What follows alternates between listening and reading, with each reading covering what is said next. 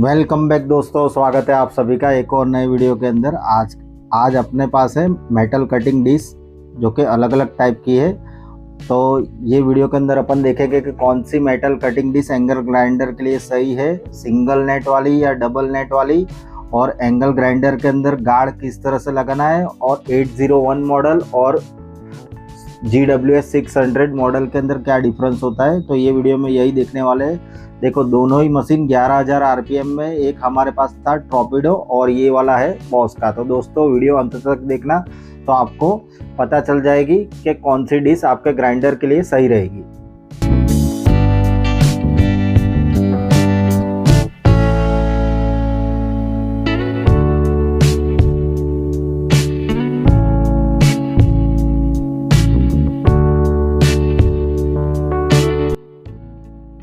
ये जो बॉस वाला एंगल ग्राइंडर मशीन है, इसमें स्विच आगे की ओर है, और 801 मॉडल जो कि टॉर्पेडो का है उसमें स्विच पीछे की ओर मिलती है। दोनों ही एंगल ग्राइंडर का RPM सेम है, 11,000 RPM। सिर्फ वोल्टेज का डिफरेंस है, जो हमारा टॉर्पेडो वाला है उसमें 900 वाट है, और ये हमारा जो बॉस वाला है उसका 670 वाट है।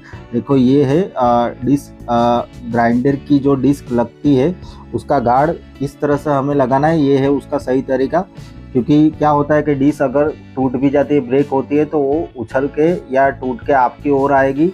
तो इसके लिए गार्ड का सही तरीका ये है कि इस तरह से हमें फिक्स करना है कि अगर आपकी डिस्क टूट जाती है तो आपकी ओर उछल के आए ना, क्योंकि मेटल कटिंग डिस्क काफ़ी पतली होती है। तो ये तो हमने गार्ड लगा दिया। अभी देखते हैं कि कौन सी डिस्क एंगल ग्राइंडर के अंदर सही रहती है। ये देखो, ये है हमारी। सबसे पहले हमारे एंगल ग्राइंडर मशीन का RPM चेक करना है हमें। RPM के ऊपर ही डिस्क लेनी है हमें। कहीं से भी आप ले रहे हो तो जितना आपका एंगल ग्राइंडर, जैसे कि ये 11,000 RPM है, तो उससे ज़्यादा की ही डिस्क होनी चाहिए। देखो, ये बता रहा हूँ मैं आपको। ये है देखो 15,300 RPM, जो कि हमारे एंगल ग्राइंडर से काफ़ी ज़्यादा है। देखो, ज़्यादा RPM होने से क्या होगा दोस्तों, ये वाली भी 15,200 है। ज़्यादा RPM होने से ये डिफरेंस रहता है कि वो वाइब्रेट नहीं होगी, और उससे वो टूटने के चांसेस उसके बहुत कम हो जाते हैं। उससे आपको चोट लगने के चांसेस काफ़ी ज़्यादा कम हो जाते हैं। तो ज़्यादा RPM की डिस्क लेने में यही फ़ायदा रहता है। अभी बात करते हैं सिंगल नेट और डबल नेट। देखो, ये जो डिस्क है, इसके अंदर जो नेट दिख रही है छोटी छोटी, ये है डबल नेट, और इसका भी RPM सारी डिशों का 15,000 के अराउंड है। और हमारे दोनों ही एंगल ग्राइंडर मशीन का जो RPM है वो है 11,000 RPM। से वोल्टेज का डिफरेंस है इसमें।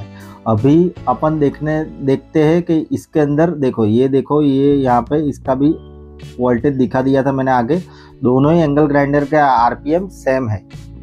अभी इसमें किस तरह से डिश लगानी है वो अपन देखने वाले, और कौन सी डिश आपको लेनी चाहिए ये आपको मैं बताने वाला हूँ। तो दोस्तों, आप वीडियो पूरा देखना अंत तक, तो आपको आइडिया रहेगी कि मार्केट के अंदर किस तरह की मिलती है और आपको किस तरह की मेटल कटिंग डिस्क लेनी चाहिए।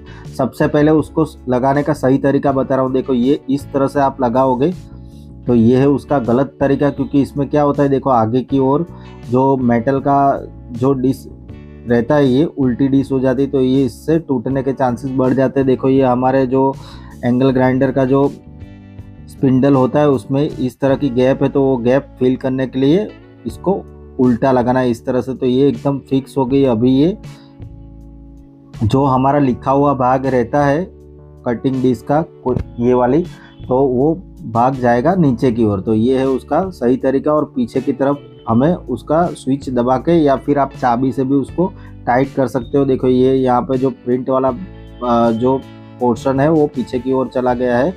तो ये है उसका सही तरीका। और ये गार्ड भी एकदम सही तरीके से लगाया हुआ है। तो उससे क्या होगा, अगर डिस्क टूट भी जाती है तो आपकी ओर आएगी नहीं, वो आगे की ओर जाएगी। तो ये था ये वाली डिस्क का सही तरीका।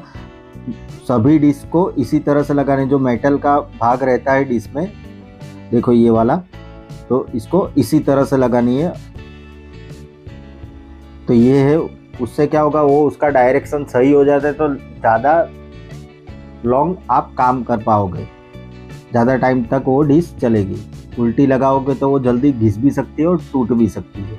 तो अभी डबल नेट के बारे में अपन बात करते हैं। ये है डबल नेट वाली कटिंग डिश और ये है सिंगल नेट वाली। देखो ये जो जितनी ज़्यादा नेट जिसमें होगी वो डिश ज़्यादा पक्की रहती है और नेट कम रहती है तो वो कच्ची रहती है। सिंगल नेट वाली थोड़ी डिश कच्ची रहती है और डबल नेट वाली थोड़ी हार्ड रहती है। देखो ये सबसे ज़्यादा थिंक वाली है, यानी कि बहुत ज़्यादा इसमें नेट लगी हुई है। तो ये डिश में क्या होगा, जितनी ज़्यादा नेट होगी वो जल्दी टूटेगी भी नहीं और आप आसानी से मेटल ज़्यादा कटिंग भी कर पाओगे और जल्दी वो घिसेगी भी नहीं और टूटेगी भी नहीं।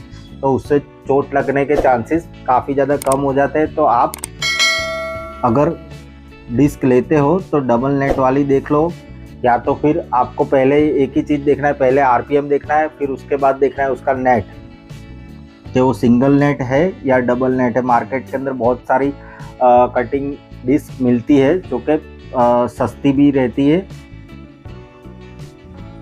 मार्केट के अंदर उनका काम है बेचना, आपको काम करना है इसमें कोई आपकी सेफ्टी के बारे में देखना है। देखो ये डबल नेट वाली जो डिश है, मैं आपको ब्रेक करके दिखाता हूँ, तो ये ज़्यादा कच्ची नहीं है, ये हार्ड है, तो ये इस तरह से जल्दी टूट नहीं रही है। अभी सिंगल नेट वाली डिस्क होती तो वो जल्दी टूट जाती। तो दोस्तों ये मेटल कटिंग डिस्क काफ़ी कॉस्ट कम आती है, इसकी काफ़ी ज़्यादा प्राइस इसकी कम होती है। तो अगर आप डिस्क ले रहे हो तो सही डिस्क लेनी चाहिए। दोस्तों एंगल ग्राइंडर की, अगर आपको एंगल ग्राइंडर के बारे में मेन चीज़ पता है कि एंगल ग्राइंडर आपका कौन सा है, इतना आरपीएम है, उससे ऊपर की ही डिस्क खरीदनी है। अभी देखो ये तीनों डिस्क के कलर के बारे में मैं बताता हूँ, चारों डिस्क के बारे में। इसमें कैसा है कि अलग अलग कंपनी उनके मार्केटिंग के हिसाब से कोई भी कलर सिलेक्ट करती है, तो कलर में कोई ऐसा इश्यू नहीं होता है कि ये कलर की ज़्यादा कटिंग करेगी, ये कलर की ऐसा है। कलर कोई भी हो चलता है, सिर्फ आपको एक ही चीज़ देखनी है, सिंगल नेट या डबल नेट और उसका आरपीएम। अगर आप ये चीज़ देखोगे तो हादसा होने के चांसेस बहुत ज़्यादा कम हो जाएंगे। सबसे ज़्यादा ये वाली टेलोन वाली जो दिख रही है उसमें काफ़ी ज़्यादा बेहतरीन नेट लगी हुई है, तो वो डिस्क काफ़ी ज़्यादा हैवी है। देखो ये डबल नेट का यही फ़ायदा रहता है कि वो जल्दी टूटेगी नहीं। तो दोस्तों एंगल ग्राइंडर आपको अगर परचेस करना है तो लिंक मैंने डिस्क्रिप्शन में नीचे डाल दी है, तो आप जाके वहाँ से परचेस कर सकते हो। और वीडियो अच्छा लगे तो लाइक और सब्सक्राइब जरूर कर देना, उससे हमें मोटिवेशन मिलता है। Thank you for watching video, thanks.